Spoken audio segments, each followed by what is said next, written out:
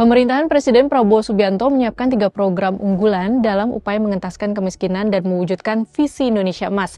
Kepala Kantor Komunikasi Kepresidenan Hasan Nasbi memaparkan bahwa pemerintah akan meluncurkan 3 program strategis yang dijuluki sebagai Trisula Presiden Prabowo untuk memutus rantai kemiskinan. Apa saja program-program tersebut, bagaimana kira-kira realisasinya?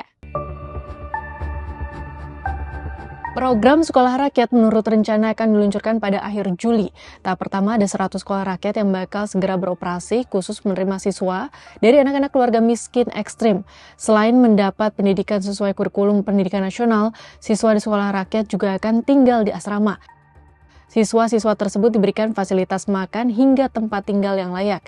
Dengan demikian, orang tua tidak perlu memikirkan biaya-biaya lain yang dibutuhkan untuk mendukung kegiatan sekolah anaknya.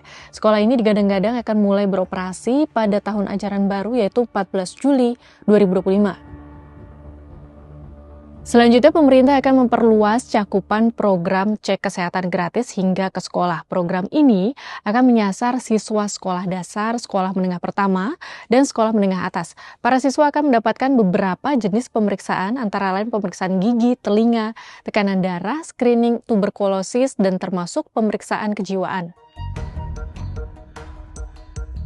Sementara itu, program Koperasi Desa atau Kelurahan Merah Putih akan ada sekitar 80.000 koperasi yang akan mulai beroperasi bulan ini. Peresmian Koperasi Desa Merah Putih pertama sudah dilakukan di Desa Dauhan, Banyumas, Jawa Tengah pada Juni 2025. Selanjutnya, Presiden Prabowo Subianto direncanakan meluncurkan program Koperasi Desa atau Kelurahan Merah Putih di Klaten, Jawa Tengah pada 19 Juli mendatang.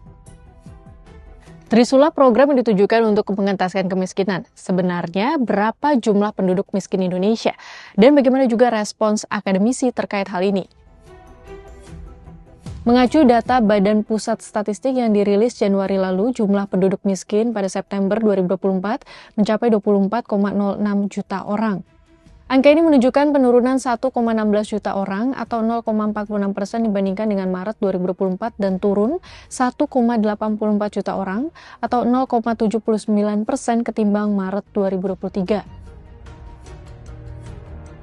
Terkait peluncuran Koperasi Desa atau Kelurahan Merah Putih, dosen Fakultas Ekonomi dan Bisnis Universitas Paramadina Aryo DP Irhamna punya 2 pendapat.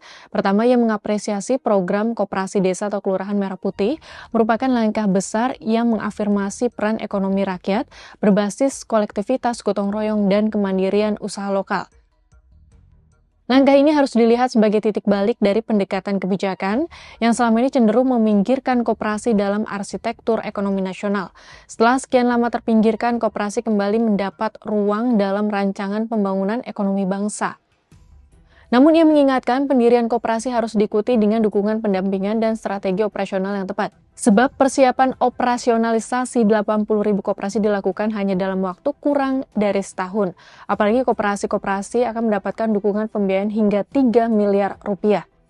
Jika tidak, target 80.000 unit Koperasi Merah Putih bukan tidak mungkin akan menjadi warisan buruk rezim pertama Presiden Prabowo yang membebani sistem perbankan nasional dan merusak semangat koperasi.